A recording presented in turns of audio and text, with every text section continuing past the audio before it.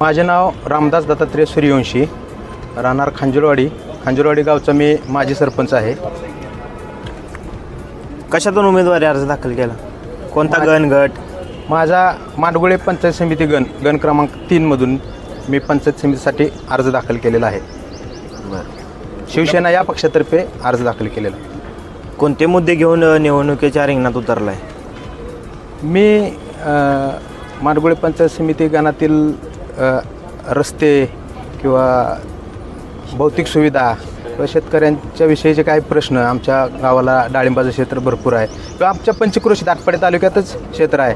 आदरणीय आमदार स्वर्गीय आमदार अनिल भाऊनी आमच्या आटपाडी तालुक्यासाठी जे टेंबोचे पाणी आणलं आहे, त्यातून जो तालुक्याचा विकास झाला आहे, तीच विकास पुढे न्यायचं काम आमदार सुहासभाई बाबर आणि आमचे नेते तानाजीराव पाटील अध्यक्ष यांचं चालू आहे. त्यातच माझा थोडाफार खारीचा वाटा ह्या मुद्द्यावर मी निवडणूक लढवत आहे. वॉटर गटर मीटर हे प्रश्न सोडून रस्ते आणि मूलभूत सुविधा सोडून नवीन काय करण्याची योजना आहे का? गावातील स्ट्रीट लाईट असतील किंवा पंचायत समिती गणातील ज्या स्ट्रीट लाईटचा विषय आहे तो माझ्या प्राधान्यानं अग्रक्रमी राहील. का राहिला? सत्तेत तुमचे आमदार आहेत, तुम्ही सुद्धा सत्तेमधलीच माणसं आहे. हे आणखी प्रश्न एवढे विलंब का केला सोडवण्यासाठी? विकास करताना थोडा निधीचा बॅकलॉग कमी अधिक प्रमाणात असल्यामुळं एकावेळी सर्वच प्रश्न सोडवू शकत नाहीत.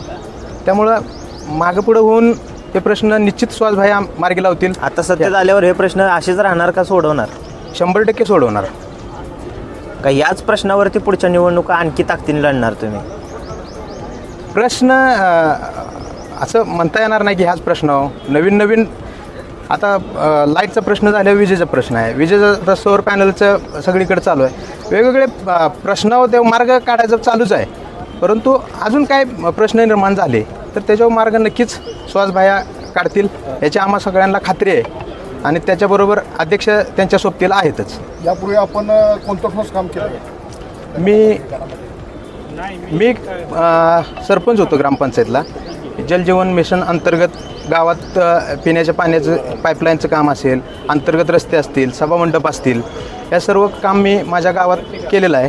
आता मी पहिल्यांदाच उभा राहिलो आहे पंचायत समितीसाठी. तालुक्याच्या ठिकाणी मी पहिल्यांदाच निवडणूक लढवत आहे.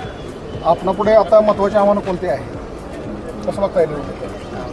आव्हान म्हणजे मला प्रश्न आव्हानं काय आहेत आपल्याला आता या निवडणुकीमध्ये? कसं बघता येईल?